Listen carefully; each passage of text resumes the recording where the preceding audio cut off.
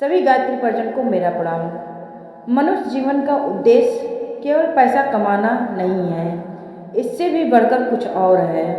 धन इसलिए जमा करना चाहिए कि उसका सदुपयोग किया जा सके, उसे सुख और संतोष देने वाले कामों में लगाया जा सके। किंतु यदि जमा करने की लालसा बढ़ जाए और तृष्णा का रूप धारण कर ले तो आदमी बिना धर्म अधर्म का ख्याल किए पैसा लेने, आवश्यकताओं की उपेक्षा करके उसे जमा करने और कंजूसी का आदी हो जाता है। इस प्रकार वह धन हाथों की मैल के बराबर हो जाता है। हो सकता है कोई आदमी अन्याय से धनी बन जाए, पर उसमें मनुष्यता के आवश्यक गुण का विकास नहीं हो पाता। उसका चरित्र अत्याचारी और बेईमानी की तरह बन जाता है। वह कमाई केवल दुखदायी ही सिद्ध होती है। ऐसे धनवानों को कंगाल ही कहेंगे, क्योंकि पैसे से जो शारीरिक और मानसिक सुविधा मिल सकती है वह उन्हें प्राप्त नहीं होती है। उल्टे वो उस धन की चौकीदारी में ही अपना जीवन व्यतीत कर देते हैं। जो आदमी अपने आराम में, स्त्री के स्वास्थ्य में अथवा बच्चों की पढ़ाई में अपना पैसा खर्च नहीं करना चाहते, उन्हें कौन धनवान कह सकता है। दूसरों के कष्टों को पत्थर की भांति देखता रहे, किंतु शुभ कार्य में कुछ दान करने के नाम पर उसके प्राण निकलते हों, ऐसे अभागे कदापि धनी कहा जा सकता है। हृदय की सद्वृत्तियों को छोड़कर बाहर कहीं भी सुख शांति नहीं मिलती है। ब्रह्मवश भले ही व्यक्ति ब्रह्म परिस्थितियों में सुख ढूंढता फिरे, दुर्गुणी धनवान नहीं हो सकता। वह एक भिक्षुक ही रहता है। जिसके हृदय में सद्वृत्तियों का निवास है वही सबसे बड़ा धनवान होता है, चाहे बाहर से वह गरीबी का जीवन ही क्यों न व्यतीत करता हो। सद्गुणी का सुखी होना निश्चित है। समृद्धि उसके स्वागत के लिए दरवाजा खोले खड़ी रहती है। यदि आप अस्थायी रहने वाली संपदा चाहते हैं तो धर्मात्मा बनिए। लालच में आकर अधिक पैसे जोड़ने के लिए दुष्कर्म करना तो कंगाली का मार्ग ही है।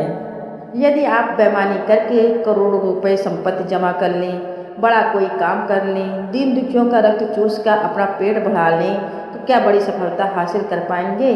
आपके अमीर बनने से यदि दूसरे अनेक व्यक्ति गरीब बने रहें, आपके व्यापार से दूसरे व्यक्ति पतित होते रहें, अनेकों की सुख शांति नष्ट होती रहे, तो क्या ऐसी अमीरी पर हमें आश्चर्यजनक होना चाहिए? नहीं, ऐसी अमीरी पर हमें लालच होनी चाहिए। स्मरण रखिए, एक दिन आपसे पूछा जाएगा कि धन को कैसे पाया और कैसे खर्च किया। ईश्वर इस चीज़ का गणना अवश्य करता है। स्मरण रखिए, आपको एक दिन न्याय तुला पर तौला जाएगा। उस समय अपनी भूल पर आपको पश्चाताप होगा। तब देखोगे कि आप उसके विपरीत निकले जैसा कि होना चाहिए था। आप आश्चर्य करेंगे कि क्या पैसे के बिना भी कोई धनवान हो सकता है। सत्य समझिए, इस संसार में ऐसे अनेक मनुष्य हैं जिनकी जेब में एक भी पैसा नहीं है या जिनकी जेब ही नहीं है, फिर भी वो धनवान हैं।